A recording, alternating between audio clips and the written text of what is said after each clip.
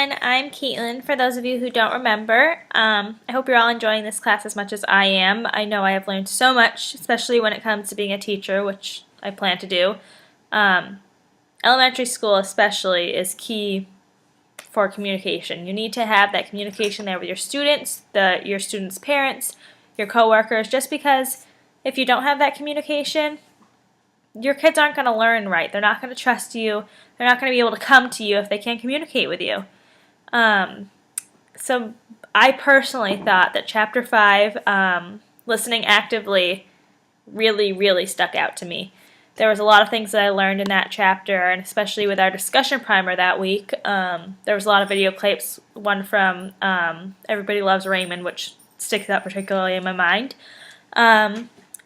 So a few different types of listening. There's action-oriented listening, which is people who want brief, to the point, precise, and accurate messages, and then they use that to make a decision about whatever you happen to be talking about. There's time-oriented listeners, they're people that, want brief encounters. They stick to their schedule. They let you know how much time they have to listen, and they take what they get from that. There's people-oriented listeners who view listening as an opportunity to establish relationships and get to know people. And there's content-oriented listeners who prefer to be challenged by the messages they receive during interpersonal interactions and conversations, and they take the time to form opinions based on the facts that they receive.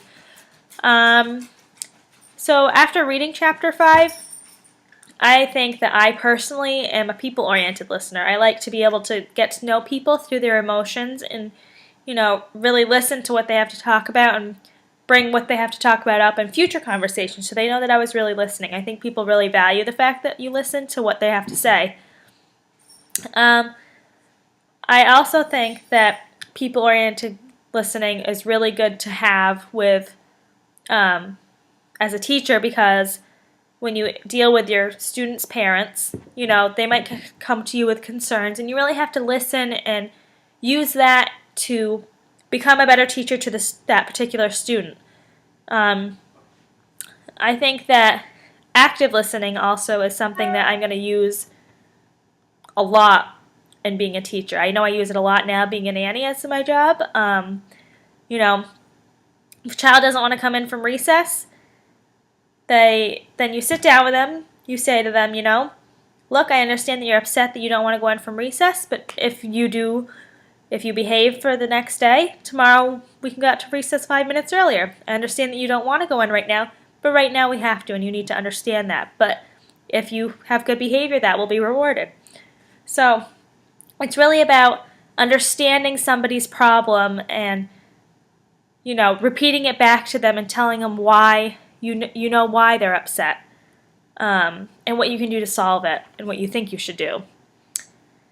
Something that, another thing was selective listening. It's basically when you take things out of a conversation and you don't listen to the whole conversation. I know I personally do it without even noticing. A lot of the times somebody will be talking about something and they'll say something which gets me sidetracked to something totally different. I don't do it to be rude. I do it without even knowing it. I kind of do it blindly. And, there's always my boyfriend who has selective listening when I ask him to help clean, but, that's a little bit different. Something else is aggressive listening. It's basically when whoever you're talking to takes the opportunity when they're listening to you, to ambush you, whether they're right or wrong.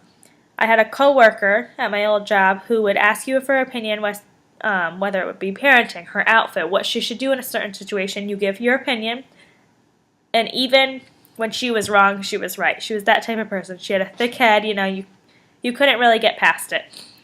So I think that aggressive listening is something that I don't want to have, and I don't ever want to have, because I think it's very rude. I think that, if somebody asks you for your opinion, you should be able to give it without them telling you that you're wrong.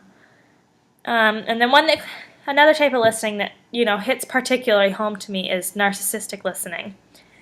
My grandma's a narcissist, and narcissistic listening is when the person you're in a conversation with directs everything back towards them and makes everything about them and dismisses everything you've had to say.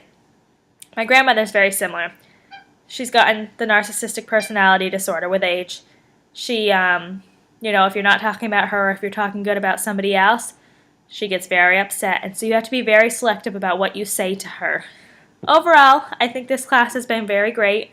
I've learned lots of new ways to communicate and listen, and learned from the book and learned from the discussion primers. I think the discussion primers were great to hear everybody's opinions about certain types of communication or certain types of listening. And yeah, so I really enjoyed this class, and I hope everyone else has too. Good luck with the rest of your school.